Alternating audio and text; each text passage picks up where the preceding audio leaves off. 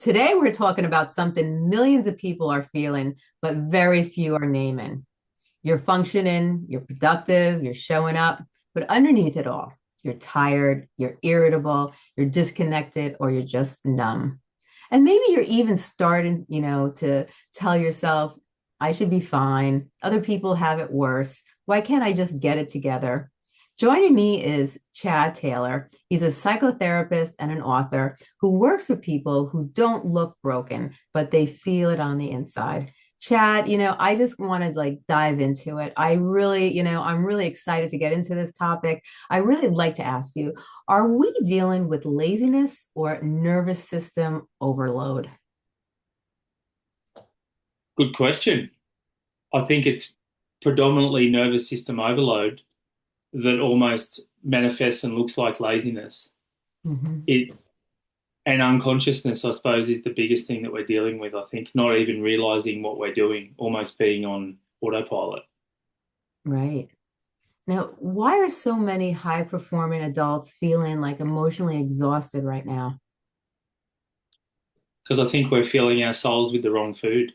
I think that there's this myth that, and even that word, a myth used to 1,000 years ago, a myth used to mean a truth, and we've almost completely flipped that now. And a myth is almost like a false thing, where a myth used to be truth. So that probably shows right into where we're at. We've flipped things that are meaningful, Yeah. and now we're chasing the top of the mountain, which would have been, I suppose we won't call it enlightenment, but it would have been a connection to source or a connection to everything and everyone.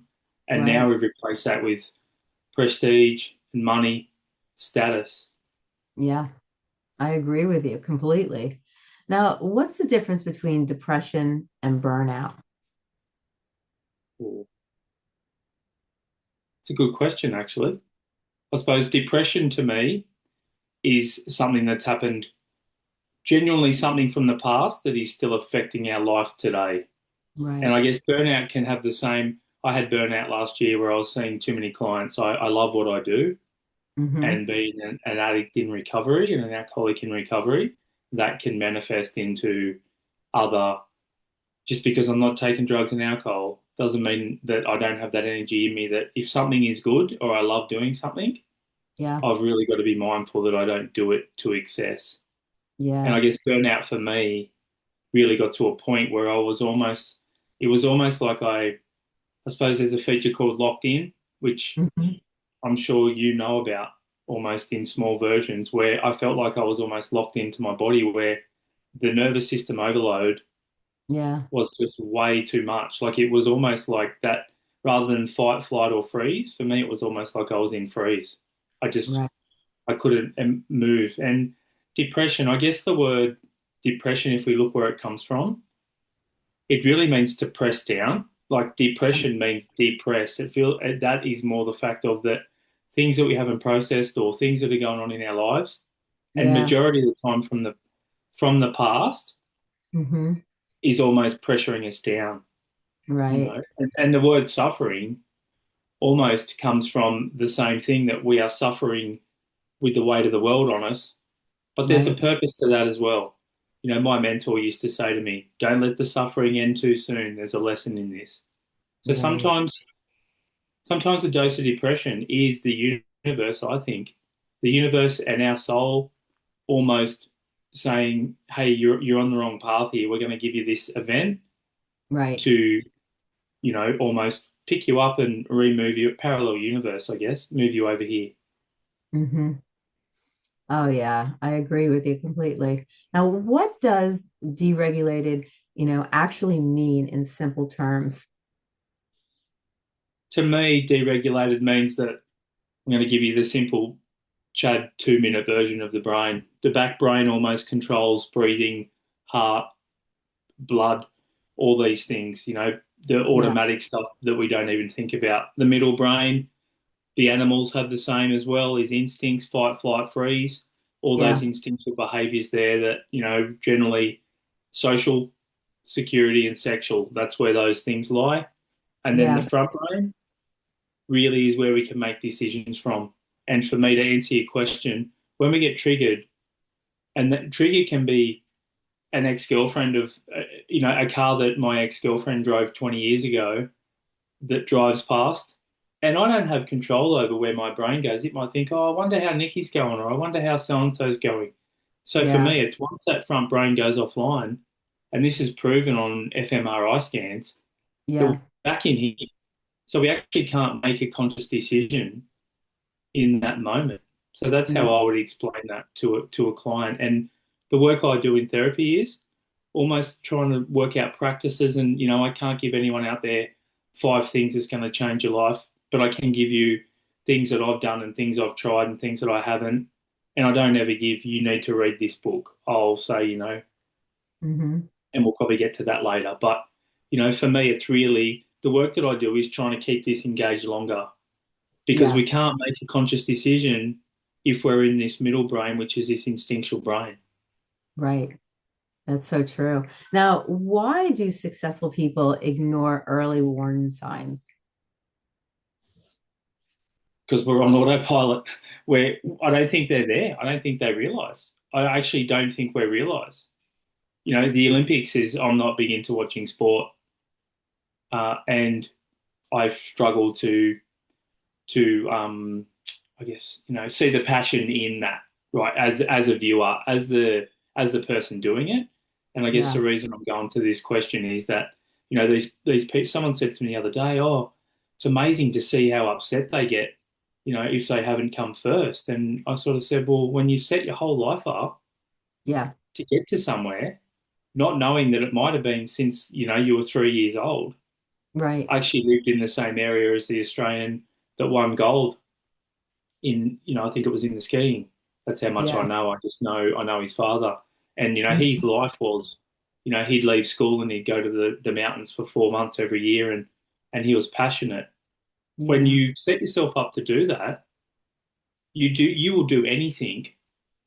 It's a bit like it's an instinctual behavior, right? I think to get to the top of the mountain. Like if a dog's on heat, female dog's on heat, the male dog will rip through the house. And I wrote this in the book. The male dog will rip through the house. It'll bust through a window. It'll, claw a hole in the wall to get to it because it's Yeah. not in control. It's an instinctual behavior.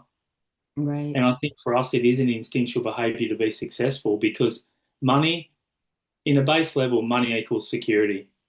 Hmm. And if we look at Maslow's hierarchy of needs and his triangle, we've Yeah. got the bottom one, which is, physiological needs, which is food, really food, air, and water.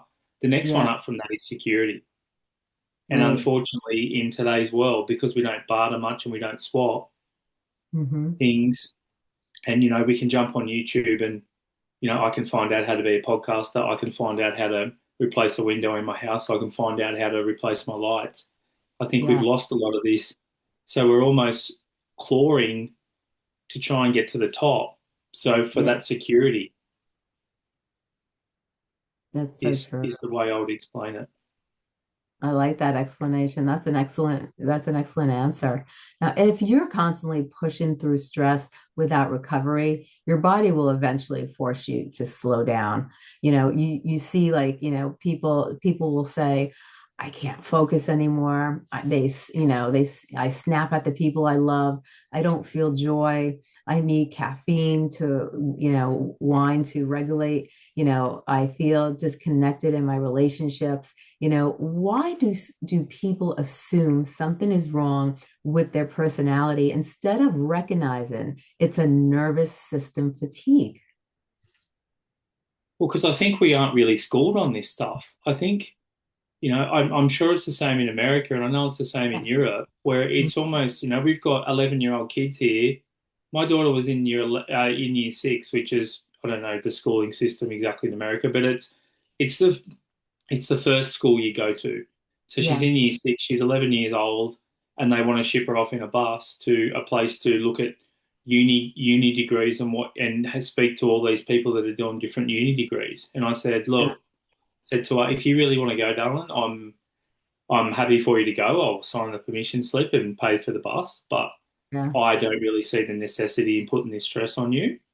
At Hmm. 12, at 11, she should be doing the fun things of, and I know kids grow up fast these days because of the internet, but doing crafty things and not worrying about, at 18 when you finished high school, and we call it in Australia, I don't, anyway, when you finished all that schooling before you choose to go to university, Yeah. if you do, right? Again, there's a lot of, I've had friends that, didn't go to university and their parents stopped talking to them for a matter of 5 or 10 years because it was, my child is not going to become a plumber, or my child is not going to become a builder or a Yeah. podcaster or anything. It's if you don't go to uni, you're not a worthy human being.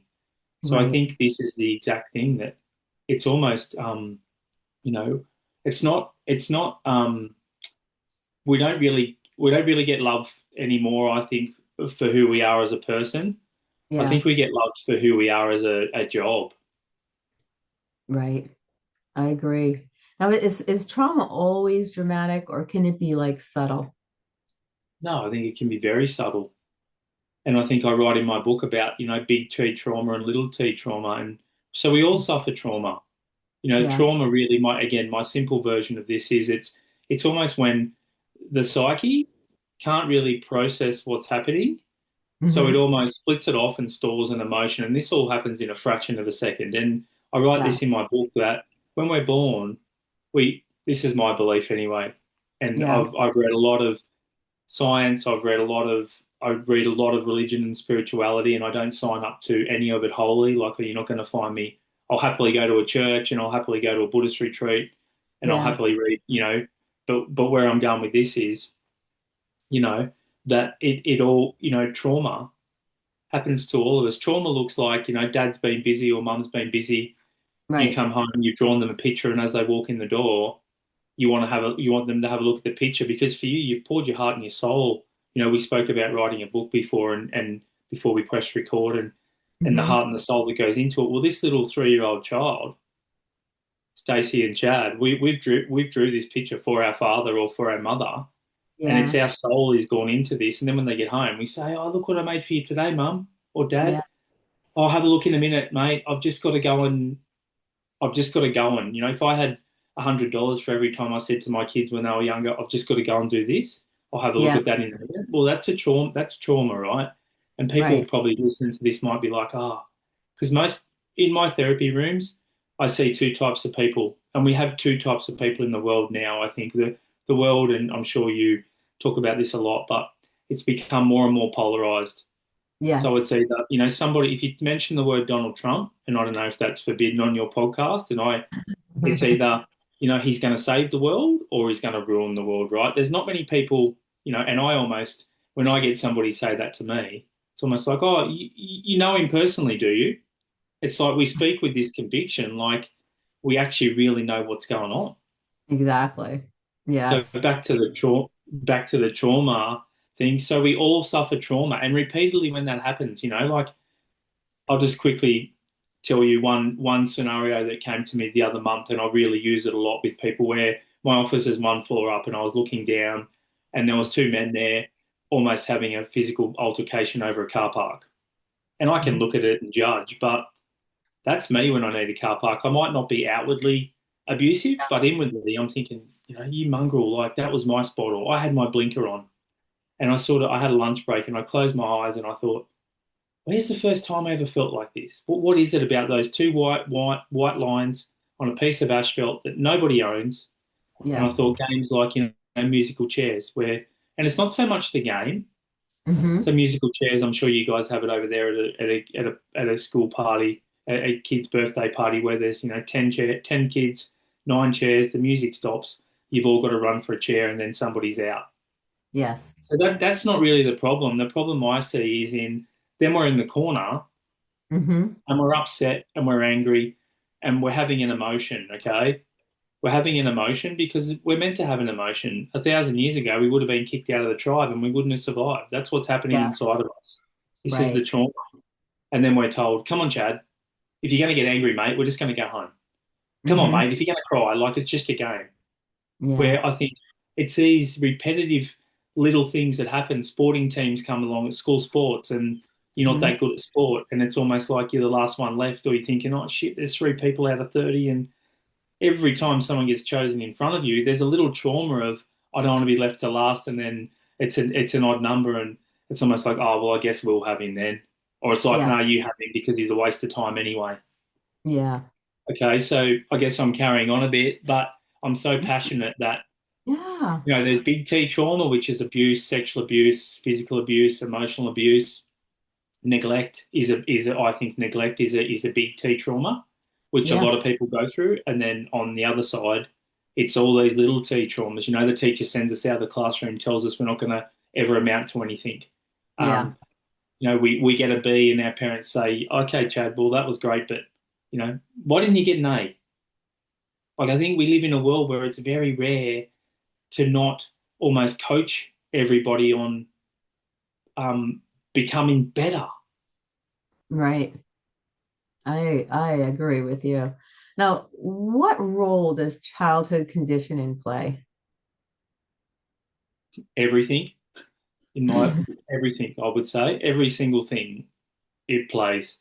And there's been multiple studies and many people a lot smarter than me written books, and people like Joe Dispenza and um, you know Greg Braden talks a lot about this.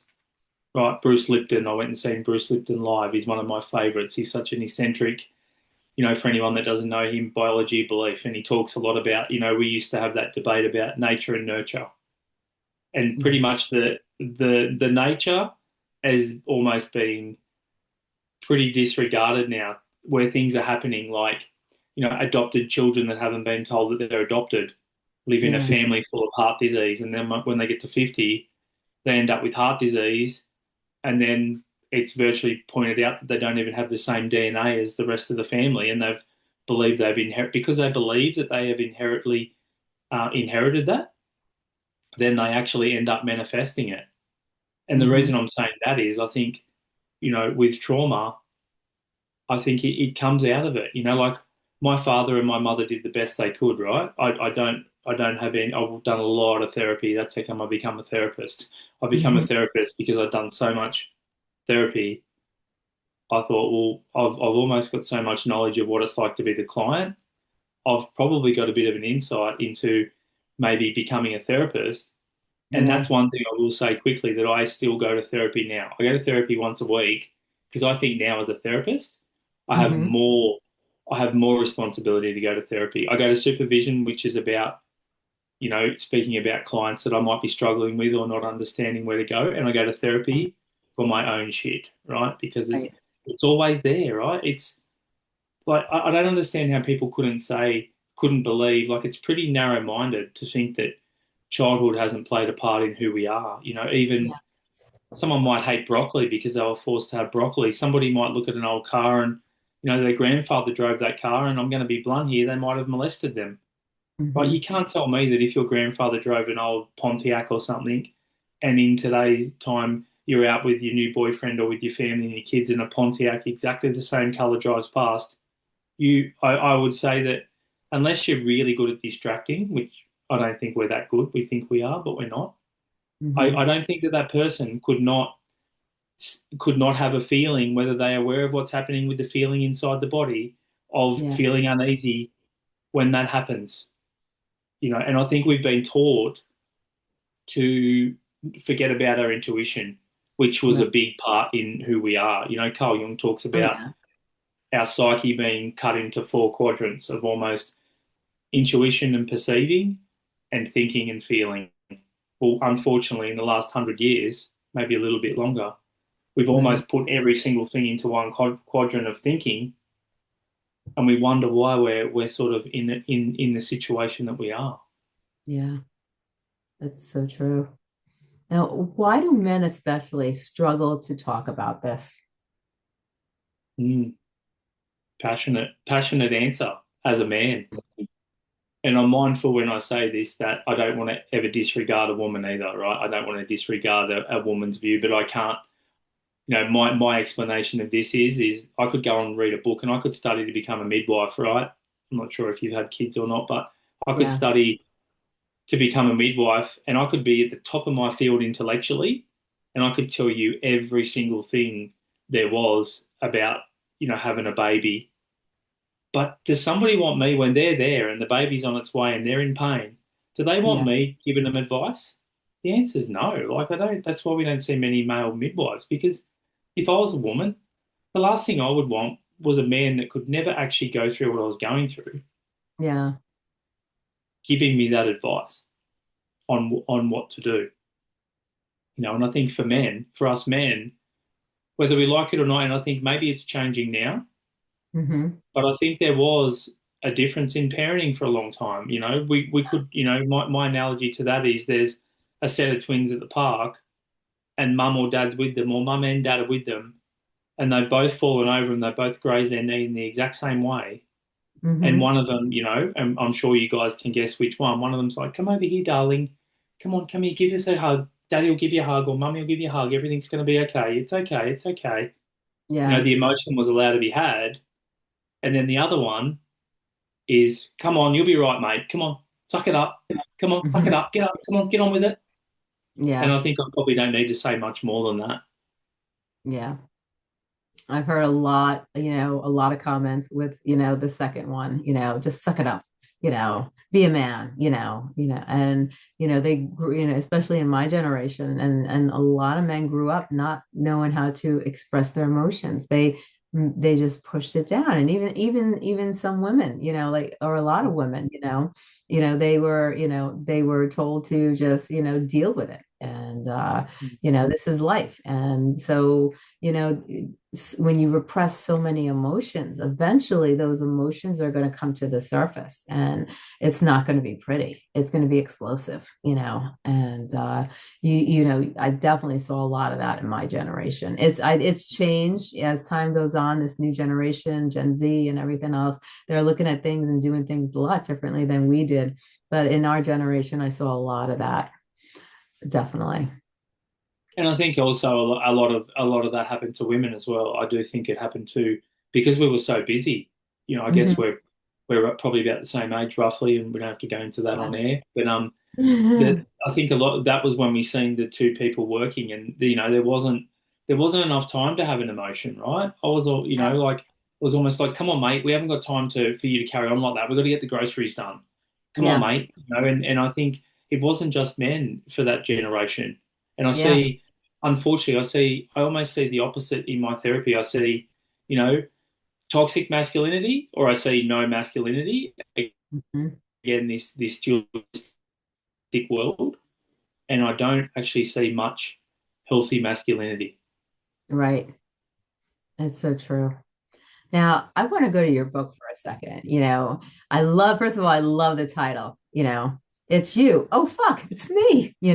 I love it. I love it. Now, I want to know what inspired you to write that book, and what made you come up with that title? So it was actually going to be called originally. It was going to be called "I'm fucked, you're fucked. Why being wrong is foreplay," because of what I see in my therapy room, right? But Yeah. there, because there's almost an oxytocin that gets released when we admit fault in an intimate relationship. When we actually let that egocentric view down and we admit fault, we actually Yeah. get a release. It's not quite dopamine, but we get a release of oxytocin, which makes us feel closer to the other person. Yeah. But and I wrote it because I grew up in a home that was the epitome of, everybody was the problem. Yeah. I grew up in sort of rural Australia or coastal rural Australia with not much multiculturalism. So if I'm completely blunt, and it wasn't their fault. And when I say, I'm mindful of what I say between me and you and the rest of the world, right?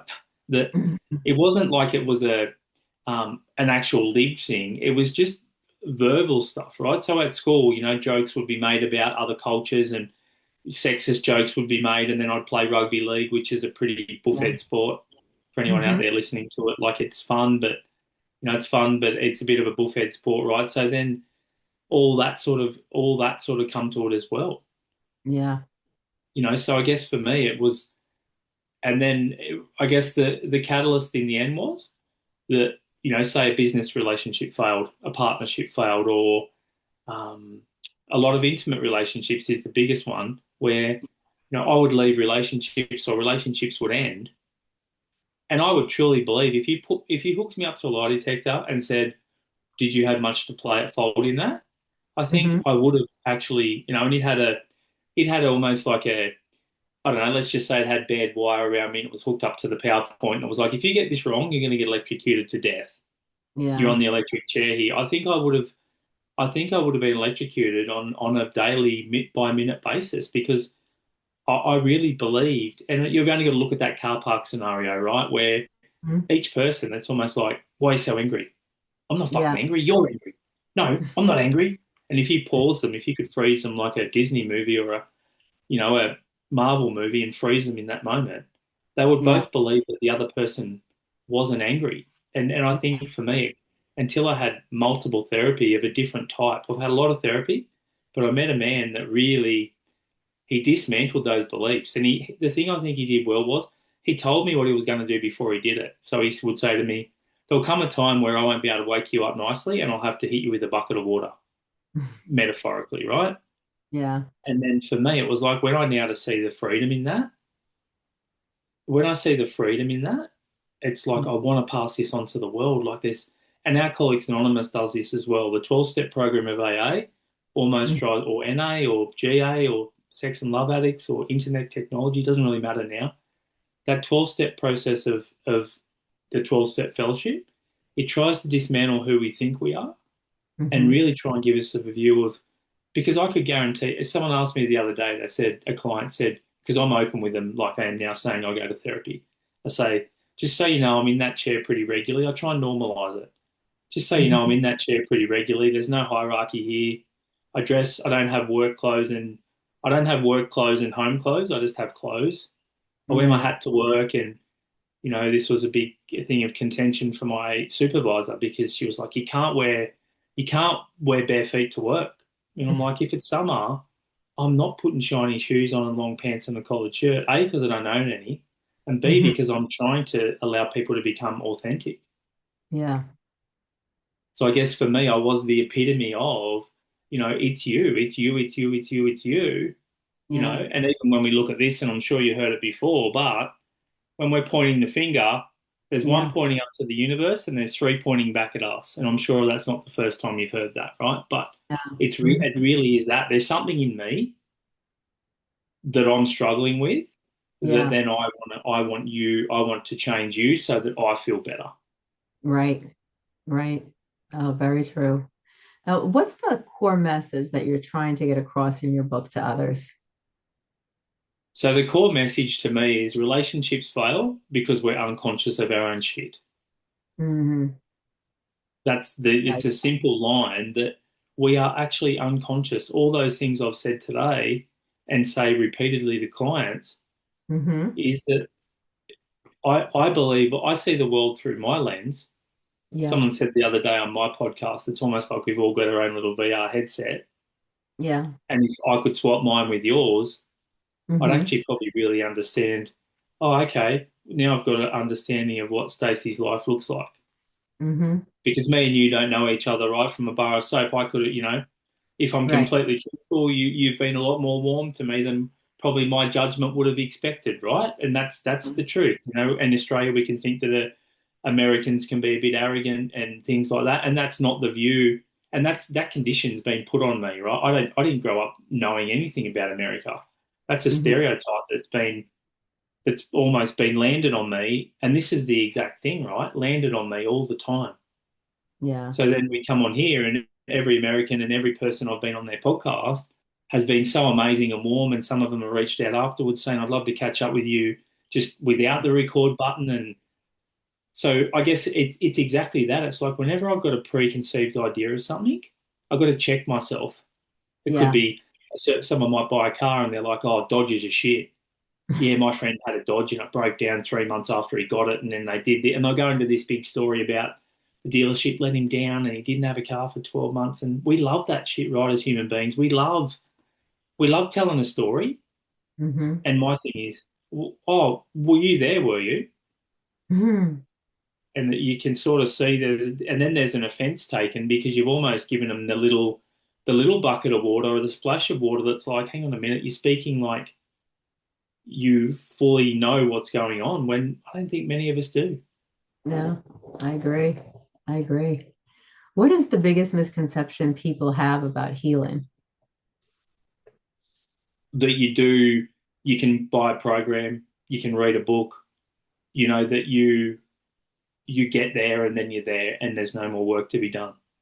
Right. It's I love to use an analogy rather than just answer the question, as you can already tell, because it's a bit Hmm. like going to the gym, right? If I Yeah. could show you photos of what I was like 5 years ago when I was going to the gym, and I wasn't big and buff, but I was a lot fitter than I am now, right? What I was Hmm. doing and going to the gym, and I don't show you photos because it means jack shit to what's going on in my life right now. Well, that's the best analogy I can give you. You could have done Right. a 12-week boot camp and got really, really fit and you're super fit and unbeatable.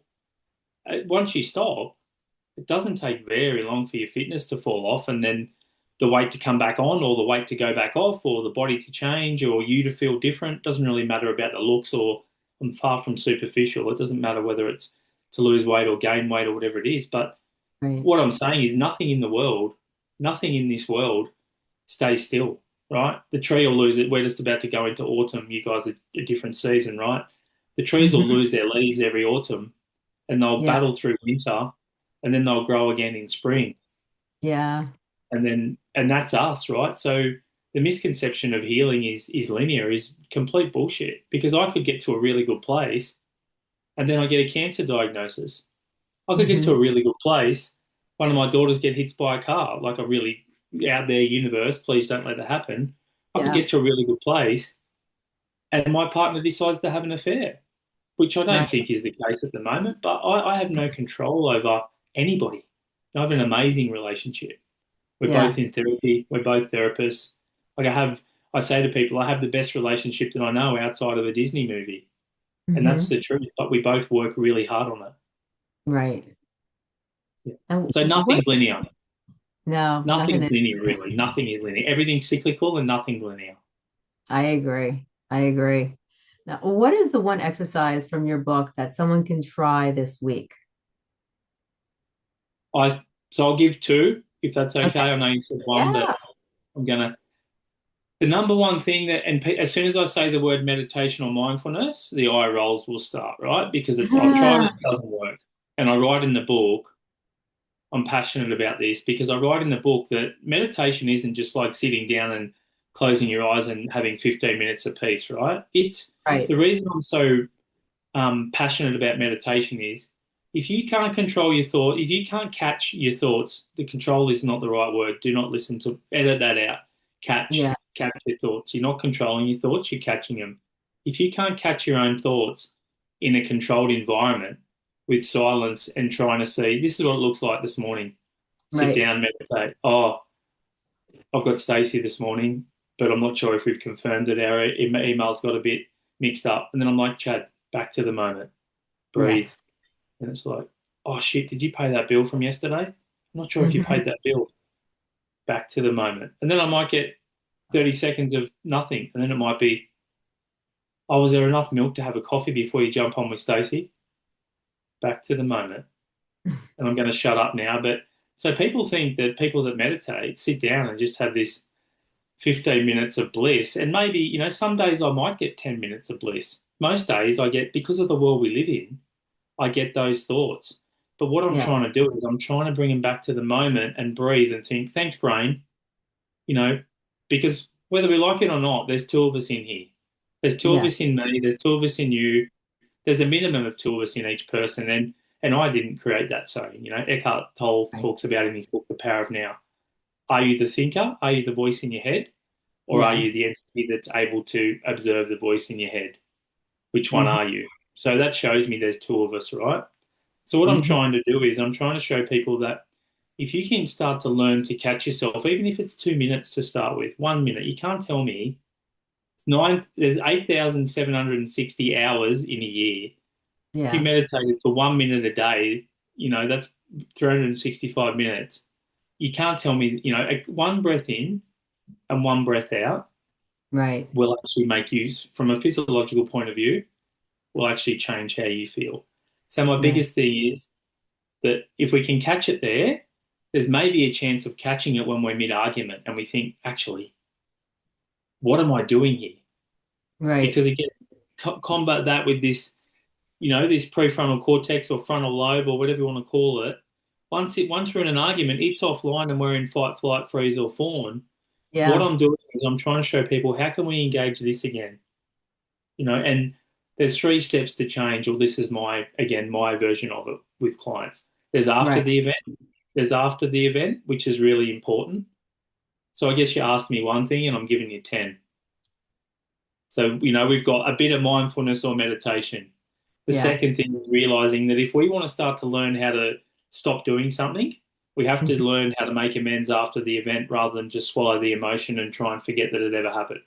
If I've Right. spoken badly towards my daughter, or I've come in the door and, I've carried whatever energy I've got from the drive home or from work or from somebody not paying me or whatever it is, I've got a bill, who knows?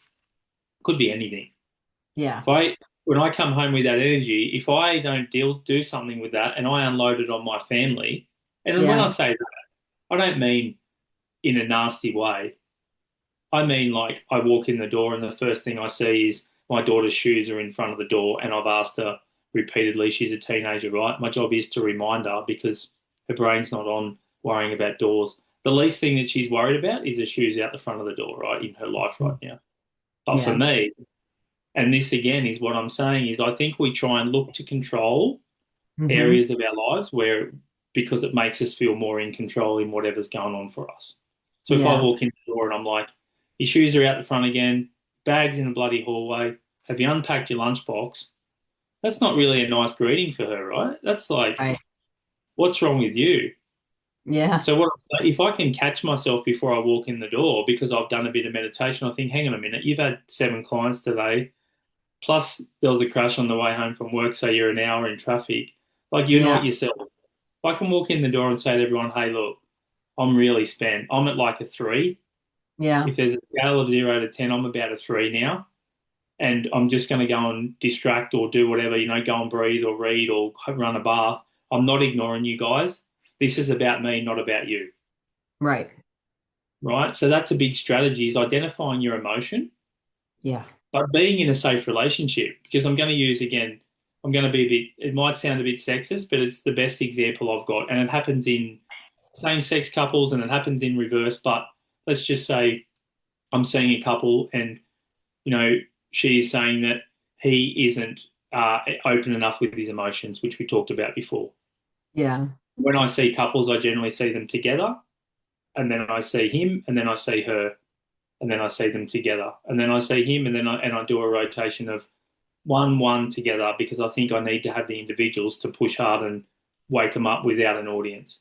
Right. Anyone out there that only does couples therapy, I think with a couple, I think you're missing out on a lot, because there's always a mask we put on when the other person's there. We can never be fully ourselves, unfortunately. I think it's a True. life's journey.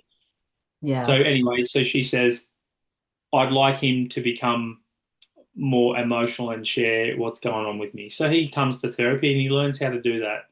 He comes home from work and he walks in the door and he says, oh, look, I'm just letting you know I'm really angry. This has happened. And then it's met with, well, don't come home here with your fucking anger. Now I'm Mhm. angry. So we've also got to make sure that we're aware of what we're doing, right?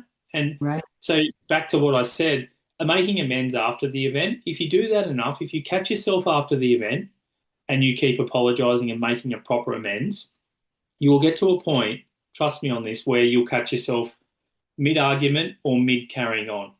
Hmm. If you do them two enough, there'll be the occasional time where you'll start to catch yourself before the event. Well, that's where we want to get to. But if we don't do these enough, Yeah. if we don't do these enough, so meditation or mindfulness, preferably first thing in the morning if you can. And if your mind's busy, it's okay. Like, it's part of the process. You're not trying to stop it. You're trying to Right. observe it and then catch it and then bring yourself back to the moment, right? You're not Right. trying to stop having any thoughts, because that doesn't you're trying to do that when you're on your phone, or you're trying Yeah. to do that when you've got another obsession, right? We're not trying to do that. We're trying to observe. And the Dalai Lama says everybody in the world, every human being needs 15 minutes of meditation a day. And if they can't find time for that, they need an hour. So that Yeah. probably sums up. The reason it's called a practice of meditation is because it is that. It's a verb, right? It's an action, it's a practice. So that would Yes. be the number one thing. and then making amends when you've been wrong, and Hmm. actually not trying to, without a but, Yeah. making amends without a but is the secondary thing I would say, because we're always doing things that other people will perceive to be offensive. And truth be known, if we were watching ourselves back on a video, we would probably cringe.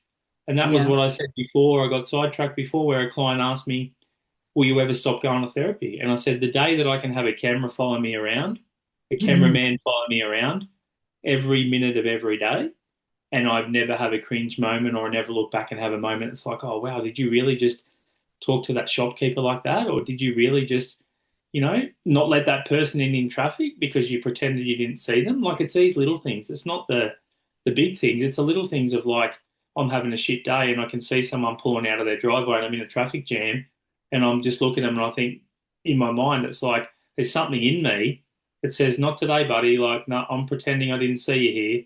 Where tomorrow I could be in Yeah. a completely different state of mind, and I'm like, yeah, come on, mate, come on, come on. I'm quite happy to let them out. And I'd say that to anybody. When you said before, is healing, when we get to healing a certain point. If you Yeah. if you could have a camera on you honestly and watch that movie back in with all your friends and family on a big screen regularly and not cringe at any moment, then stop doing any work on yourself. Until that actually happens, don't stop. Yeah. 100%. Now, what does real emotion, like real emotional strength actually look like? Owning your shit, number one. Emotional strength, owning your shit. Trying to be present, again, trying to be aware of other people's emotional states, I think, is the number one thing. Mirror neurons are a massive thing. You know, people that, again, just going back to what I said before, people that are a bit unemotional get a rap, but they're the people you want in a crisis, right? You don't want someone that's falling apart that's overly emotional in a Yeah. crisis. We want somebody that actually can have that emotional strength, right? And as a parent, I think a lot of parents use their kids as therapists. And for Hmm. anyone out there, check yourself that you're not right. If you're complaining about your work and you're complaining about other people around your kids, or even on the phone in front of them, you're almost trying to, because everything's energy.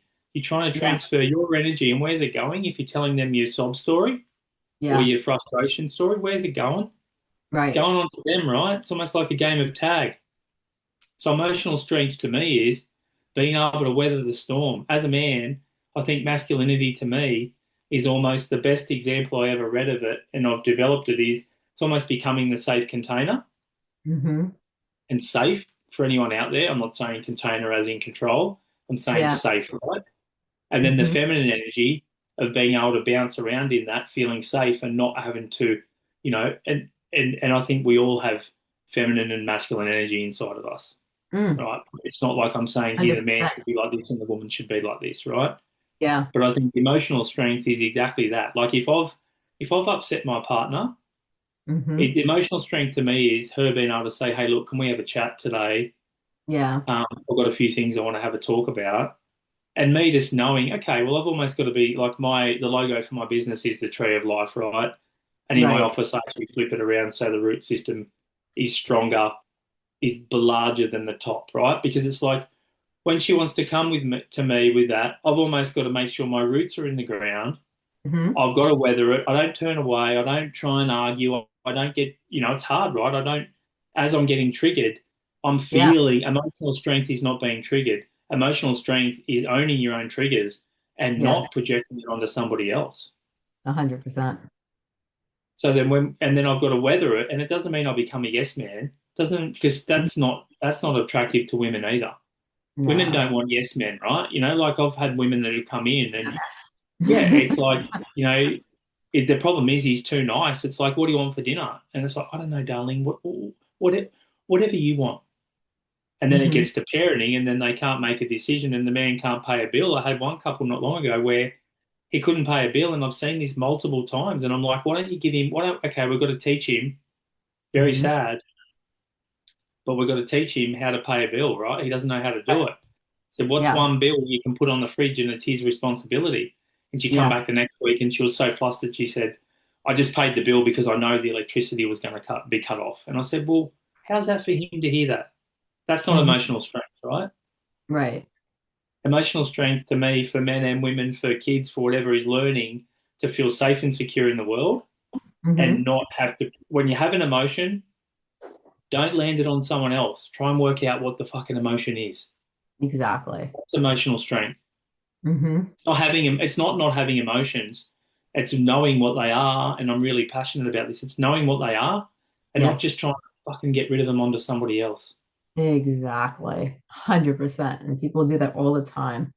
Now, how do you know when it's time to get help? When you're born, when you come into the world. No, I think, truthfully, I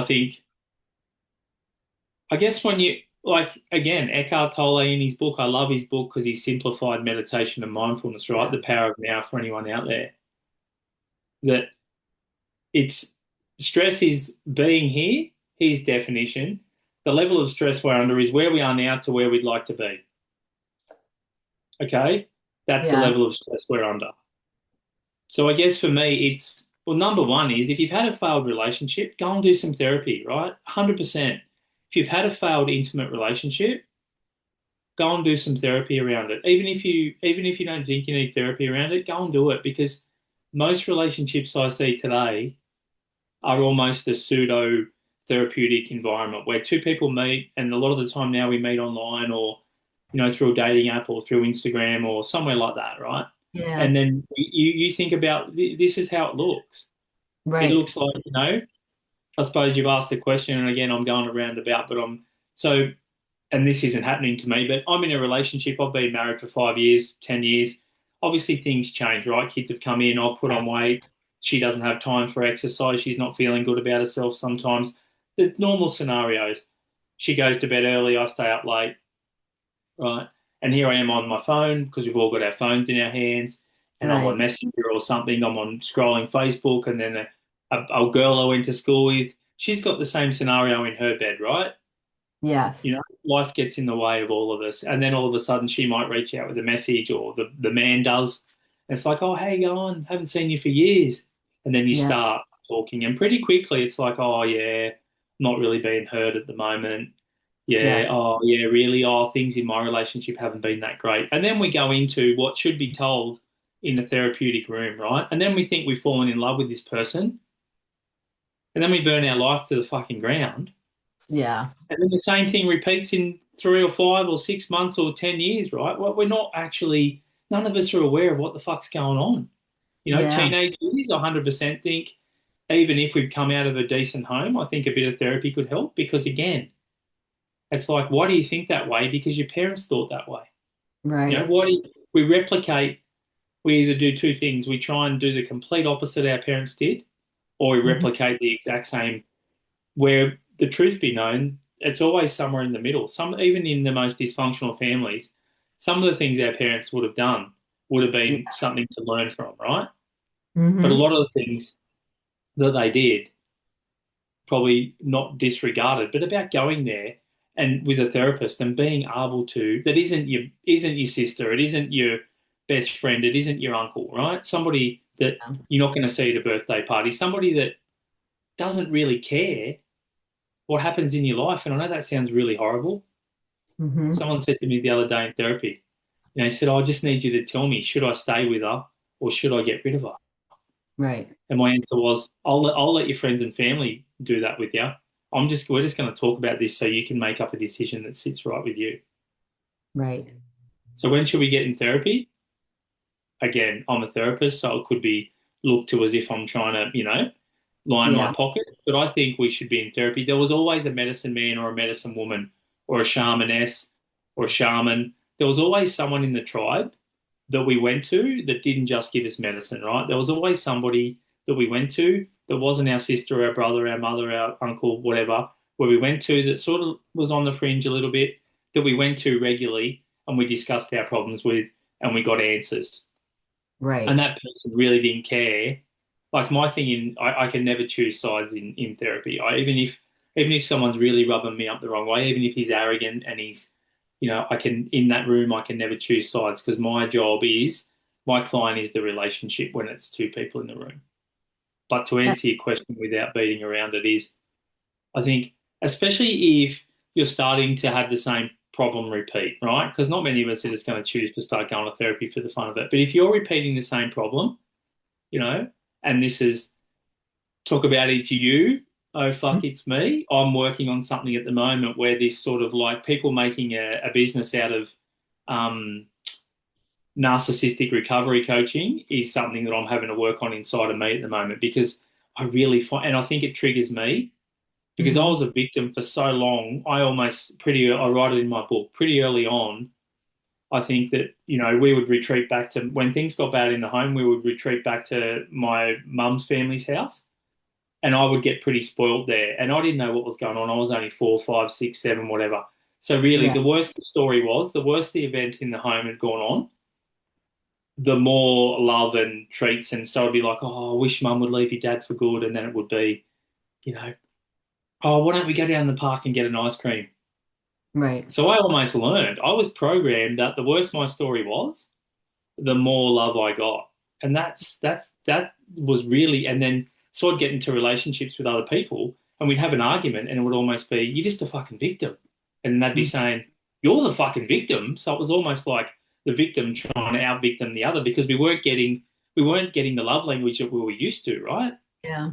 And I see this online a lot. Like, I don't know if it's just my algorithm, but every second person on TikTok and more Instagram is trying to make a business out of being, talking about, I give you 5 ways to deal with a narcissistic wife. Or Yeah. it's almost like we're making a business out of being a victim and Yeah. having no idea what we're doing. Like, go and get some therapy, guys. Like, like my thing is, why do we choose those partners? Mm-hmm. Why has our last 5 people been narcissistic? What is it about us? Oh, and then you know what we'll say? Oh, I'm just an empath. It's not my Yeah. fault. Bullshit. Sorry, but empaths just lack necessary boundaries. That's a simple answer to that, and people will get offended. But if you Mm-hmm. see yourself as an empath, that means that you take on other people's energy, right? The Right. narcissist doesn't seek you out consciously, right? They don't, I believe, 2% of the population are psychopaths. That's a proven fact. But for how many people seem to think that they've been in with a narcissist, and it's almost 90% of people that I see and Mm-hmm. read online that they feel like their ex-partner was a narcissist. Yeah. It's like we need to learn necessary boundaries so that there's early warning signs of a narcissist, the way the person treats a waitress, the way the person drives their car, the way they treat their mother, the way they Mm-hmm. treat other people, the way they treat dogs, the way Yeah. they talk about a previous partner. Number one, if you meet somebody and they talk badly about an ex-partner, Mm-hmm. don't fucking leave the date. Say, hey, I just got to go to the toilet and Mm-hmm. actually leave. You don't owe them anything. If they haven't processed their animosity and the way they speak about their partner, Mm-hmm. then get the fuck out of there. Like, it's not going to change. You're going to be that pretty soon. Right. Now, if someone's listening and they feel overwhelmed right now, what's step one? Step one, ring a therapist. Try and book in. Step two, I'm sure in your country you've got things like, Beyond. We have here Beyond Blue, Lifeline, the Black Dog. They're all free. You can just call them at any time, and there'll be someone on the end of it. If anything that's come up today where you're actually really triggered, Mm-hmm. you need to reach out to somebody, a professional, like right now. Don't let that manifest because this could be. I'm not saying it is or it isn't triggering. I can be pretty direct, but I think that's also my skill because I get a lot of people that have, they've had cheerleaders of therapists and wasted a lot of money and got nowhere. So for anyone that's triggered, like as much as it feels like collapse, Mm-hmm. like there is really a pot of gold at the end of this rainbow. What feels like collapse is actually, when a caterpillar goes into it, just try and remember this for anyone out there that's triggered, try and Yeah. imagine this. The caterpillar has no idea what's going to happen to it when it goes into the cocoon. It has Right. no idea. And if you look at the scientific fact, it breaks down into nothing. It breaks down into a black, oozy liquid, Mm-hmm. and then it reforms into what we call a butterfly. But then for a long period of time, it has to flap its wings against the cocoon to get strong enough to get out. And then when Right. it comes out of that cocoon, it flies away, right? That's what Right. you're going to have to go through. So if you're being triggered, unfortunately, you're probably going into the cocoon or into the cocoon. And there is no, unlike a butterfly, I don't think there is one cocoon that we go through. I think there's multiple. But Yeah. or ring somebody that is not going to invite you around to have a couple of wines to process why you're triggered. Right. Ring somebody that's close in your life, maybe somebody that's a little bit once removed, not your sister, not your mother. If that's all you've got, ring them. But don't sit Right. in that feeling of being triggered, you know. Right. But also, I want you to talk. But what I want you to talk about is not how much Chad's pissed you off from being triggered. More Mm-hmm. about what is it in me that's Right. feeling triggered. Because anything, like we live in a world where it's almost like we wake up, and I think we Yeah. almost unconsciously choose to look for things that makes us feel righteous and make us feel triggered in the world, right? Mm-hmm. Whether it's Trump, whether it's Epstein, and all these things have valid points, right? Yeah. So we're always going to be triggered. But the problem is, and this sounds pretty harsh, but whenever I'm triggered, the problem always comes back to me. And Right. you said triggered, you didn't say, if someone's in an unsafe environment with a abusive partner, we've got a completely different story here for anybody. So if you're in an abusive relationship with a Mm-hmm. narcissistic person, Yeah. right, and it's unsafe, the number one thing you need to do is if this has stemmed that up in you, you need to get out. Right. You need to get out. Like where's the best place to be when the punch is thrown? Not Yeah. there, not in front of it, right? And whatever you can do, rather than blaming the person for punching you, the Yeah. number one thing you'll do is get yourself to safety. Right. And what's the one boundary that people need to set immediately? Oh, relationship boundary or just boundary in general? I suppose we're talking relationships, yeah? Mm-hmm. To me would be, well, physical violence is the number one boundary. Oh, I think, like that's a far-fetched one, but if a woman or a man lashes out in anger, you talked about emotional safety, I guess. If that Yeah. person isn't emotionally safe and is in control of their emotions, that's the number one boundary that I would say that can't be crossed. If my Yeah. partner lost her shit at me and, pushed me or tried to put her hands around my throat or I did the same to her, I don't really think there's any excuse for that, right? And it could be drug induced. There's never to me, there's never one answer to anything, right? As you can probably tell. But like if that's a behaviour that is looks like it could be common, or even if it's not common, even if it's once a year, or I don't know, it's Yeah. hard to say. To me, that's the number one boundary because you need to keep. We can heal from emotional abuse. Mm-hmm. Sometimes we don't get a chance to heal from physical abuse, right? Right. Now, Like oh, go ahead. no, that's okay. I was just going to say one woman. I'm going to use women because it's more lopsided. One woman a year, and our population is way lower than yours, way lower. One woman a year gets killed at the hands of a partner or an ex-partner in Australia a week. Sorry, one woman per week every year Wow. gets killed at the hands of their partner or ex-partner in Australia. Those statistics are pretty fucking strong, right? Oh, yeah. So the It's number crazy. one thing, the boundary is, and I write in my book at the end, I write a chapter that, the chapter virtually says sometimes it's not you. Yeah. Because even though I've said, it's you, oh fuck, it's me, Mm-hmm. sometimes it's not you. But what is you is staying in the relationship, okay? What is you is why am I staying? Right.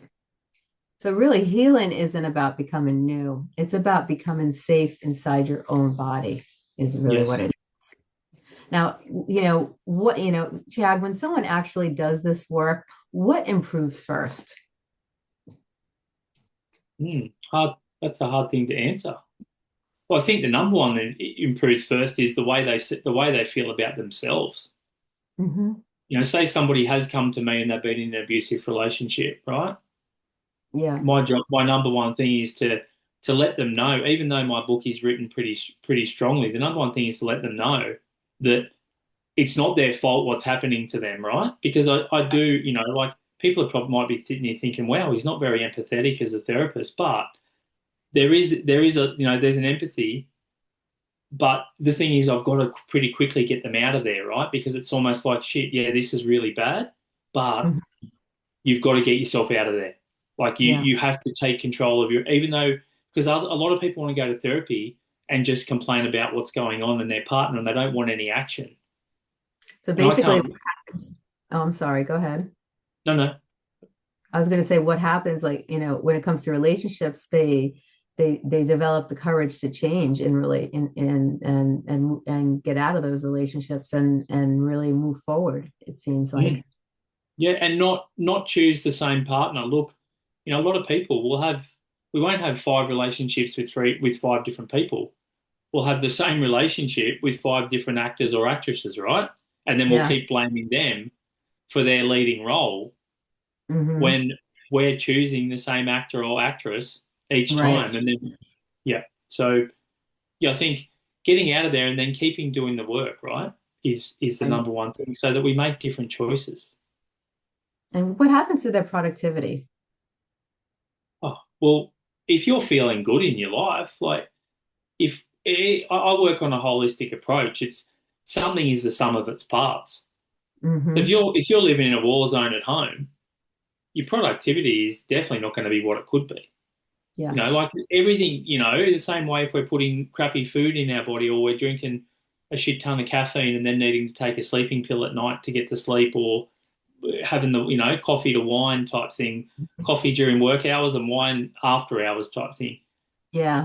So if we're, like the better we can be inside ourselves, the more productivity we're going to have. Like that book of mine, and I know we talked about this a little bit before, but it was almost like it, and I don't mean channeled from a higher being, but it was like I was in the flow, I was on holidays, I was away from everything, and that Yeah. book came out of me from start to finish in 4 weeks. You Right. know, someone asked me the other day, how long did it take you to write that book? And I said, well, 47 years, really, which is how old I am. But as far as the typing and the talking and all that sort of stuff, it took me 4 weeks. So talk about Right. productivity. I just come out of a bit of depression myself. If I'm 100% truthful, the last Hmm. probably 18 months, I went through a bit of a. I'm I do suffer, as you can probably tell by writing a book like this in the way I've suffered depression and anxiety and Hmm. alcoholism and drug addiction and things my whole life. And there is periods of time where that sort of comes about. And it was there was a catalyst that set it off, and there was almost like a if I won't go into it too long, but I went through a separation, and then I went through the mess of, as we all do for both sides. Her and me went through the same thing. I didn't just go through it; she went through equally the amount of dividing up the money and the assets, and then the solicitors get involved and all that sort of stuff. She was a great woman and still is. She's a great mum. Um, you know, she seems to be really powering along, right? Like, and that doesn't mean I was the problem. It means that together our energies weren't right, and we both Right. admitted that, and we have very much respect for each other. So that set off something. Then I bought a block of land, built a house, and come up against what I would again. I had a very unwell neighbour, Right. so I was building this house and a lot of stuff was going on, and then I moved into that house and it was unsafe, right? It was unsafe for the kids and me but I didn't, there was a part of me that was like, I built this brand new house. I don't want to leave Right. but I had to leave, right? The universe was giving me the lesson I needed to learn to get to here to say this now. And it was really hard. And then I had to move out and I couldn't sell it because of anyway. And it was a really tough time for me, right? I had this brand new house Yeah. there empty and I'm living in this shithole and paying rent and it felt unfair, right? It did fit. So there was a level of depression there. My productivity was low. It was stressful. He Yeah. smashed the windows. He shot the windows out with a gun after I'd moved out, like a real, but because I couldn't prove anything, So do you it was you a feel tough that time. when people apply this, when they apply your psychotherapy and the methods and the things that you've been talking about, do they feel calmer or more powerful?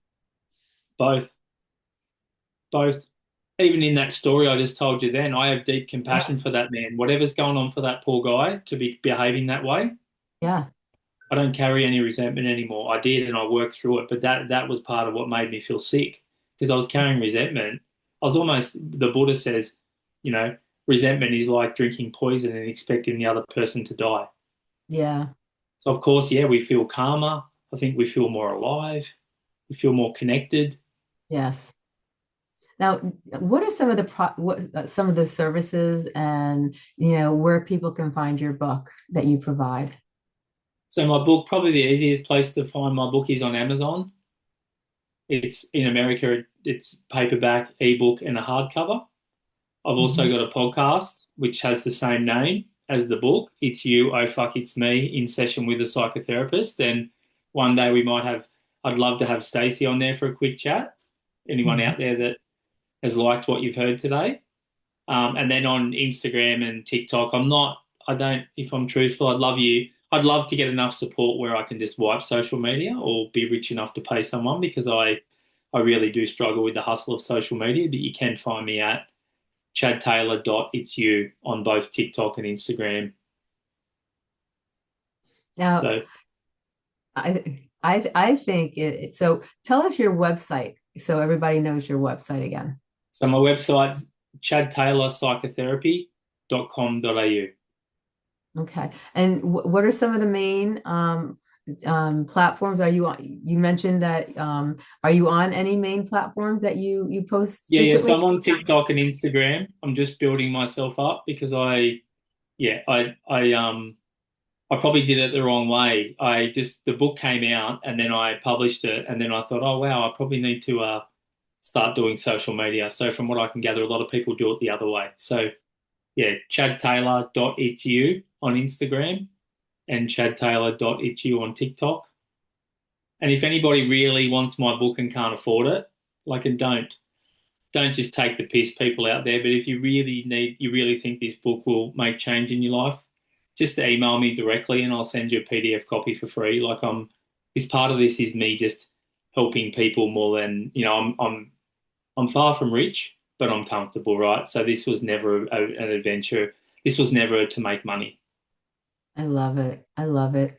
Now, if someone is listening and they feel overwhelmed, disconnected, they, like they're, barely holding it together, what would you tell them in one sentence? Breathe, get someone around you that knows you well, that can spend some time with you. Don't distract it with drug and alcohol.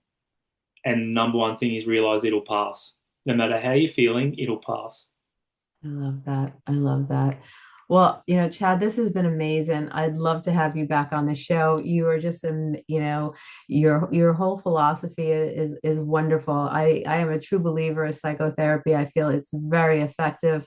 Really deep, goes deep down into the root cause of what's causing the issues that people are dealing with, that they're having trouble with. And instead of getting stuck in life or instead of being unhappy, and instead of just not living life to your full potential, something as simple as psychotherapy can turn a person's life around. So I'm so glad you came on the show to teach people some methods, and especially in today's world where anxiety and overwhelm really is a prevalent issue that many people struggle with on a day-to-day basis. So I'm so glad that you came to share your knowledge and your wisdom, and I'm so glad you wrote the book and that you're doing this to help people, because I really believe in what you do, and I think you're a wonderful individual, and I'd love to have you back. And thank you so much once again for being on the show. It's been so great to be on here, and the benefit of doing this is regardless of who's watching, I get to have an amazing connection and conversation with a new human being. So it's been so great to share this hour with you, Stacey. I love it. I love it. Well, you have a great day, Chad, and thank you so much. Thank you.